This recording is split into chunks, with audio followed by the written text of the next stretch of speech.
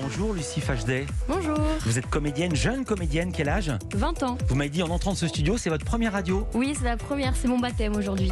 Pour cette série ou de toute votre vie? De toute ma vie, c'est le premier baptême. Votre actualité, vous portez la série Scam France dont la saison 7 vient de débuter. L'histoire d'une bande de potes, filles et garçons, dans un lycée parisien. Ils sont en terminale ou en première. Ouais. Bienvenue d'être avec nous pour en parler. Déborah Assoun en face de vous, bonjour. Et avec nous, Bonjour. vous êtes directrice de collection de cette série Scam France pour cette 7e saison. D'un mot, en quoi ça consiste, directrice de collection? C'est-à-dire que je suis la chef des scénaristes sur cette équipe où on est 5 en tout. On est 5 scénaristes. Scam France est une série de France Télé qui ne passe pas en linéaire, qui ne passe pas sur une chaîne classique. Elle est visible sur le site France TV /, mais également sur la chaîne YouTube dédiée. Les 6 premières saisons totalisent déjà plus de 215 millions de vues. 215 millions de vues, c'est presque 4 fois la population française. Avant qu'on parle du contenu, mais d'abord le contenant. Scam est seulement visible sur le site et sur les réseaux sociaux. Il y a des épisodes d'une vingtaine de minutes, mais eux-mêmes sont composés de plein de petits épisodes en temps réel. Expliquez le principe, Déborah. C'est-à-dire que c'est diffusé en scène, donc scène par scène, et que comme on est dans une temporalité réelle, par exemple, si la scène est le lundi à 8h50, elle va être diffusée le lundi à 8h50. Voilà. S'il y en a une le mercredi ou s'il y en a deux le mercredi, elles vont être diffusées aux heures. Chaque scène, il y a marqué l'heure, le jour et l'heure dessus, et comme ça, voilà, on peut se retrouver aussi comme ça. Voilà, et quand Tiffany fume des pétards à minuit et demi, et c'est diffusé à minuit et demi. Exactement. Ensuite, toutes ces petites séquences sont ajoutées et font un épisode de 21 minutes, si je me souviens bien. Avec souvent des scènes inédites le vendredi soir. À 18h. Alors, chaque saison est bâtie autour d'un personnage. Cette année, c'est Tiffany, le personnage. Une problématique. La problématique, c'est la grossesse, plus précisément le déni de grossesse. Tiffany, que vous incarnez, Lucie Fajdet, se sent de plus en plus fatiguée. Pendant qu'elle fait du sport au gymnase, elle a des montées de lait. On ne sait pas ce qui se passe ensuite. Il y a une ellipse. Et voici qu'elle se retrouve dans le bureau d'une gynécologue. Tu comprends pas, j'ai des montées de lait alors que j'allaite pas, ça fait 10 jours. Alors c'est possible pendant les 2 semaines qui suivent l'accouchement. Hein. Mais j'ai pas vraiment été enceinte et là on pourrait me traire comme une vache, ça n'a pas de sens. Tiffany, vous avez été victime d'un déni de grossesse total. Ça veut pas dire que vous n'avez pas été enceinte. Je sais, mais j'ai continué à avoir mes règles. J'avais pas de nausées, pas de ventre, ça devrait continuer comme ça, non? Ok. Alors, au lieu de se déployer dans votre ventre, hein, comme dans une grossesse classique, votre bébé s'est caché là, le long de votre colonne vertébrale. Même si vous n'avez rien senti pendant ces 9 mois, vous avez quand même créé un être humain. Alors, l'expression courante consiste à dire que les femmes font un déni de grossesse, du verbe faire, alors qu'on découvre dans la série, dans cet épisode, qu'elles sont victimes d'un déni de grossesse, c'est-à-dire...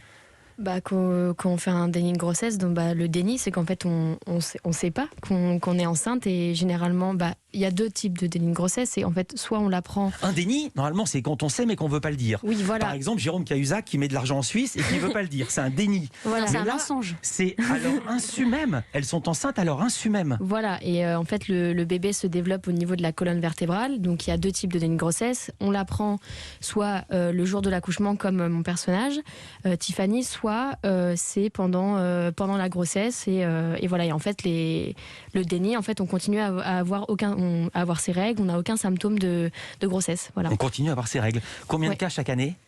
1600 je crois. Et vous êtes renseigné sur ce syndrome, ce symptôme avant de tourner la série? Comment ça s'est passé? Oui, je me suis renseignée. Après, c'est vrai que c'est encore un sujet un peu tabou, donc il n'y a pas spécialement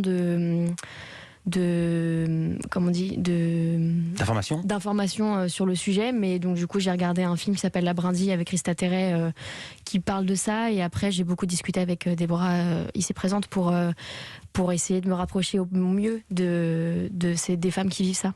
Justement, Déborah Assoun, pourquoi avoir focalisé cette saison sur cette problématique? Parce que c'est une problématique dont on ne parle pas beaucoup, alors que c'est une peur qui existe beaucoup chez les femmes.